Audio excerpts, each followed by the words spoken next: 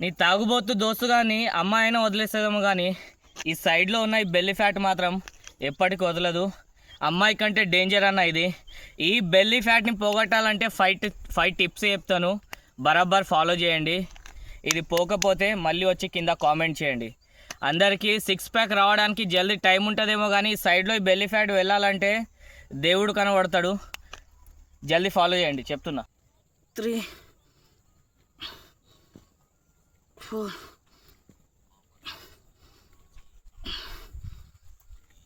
3 4 5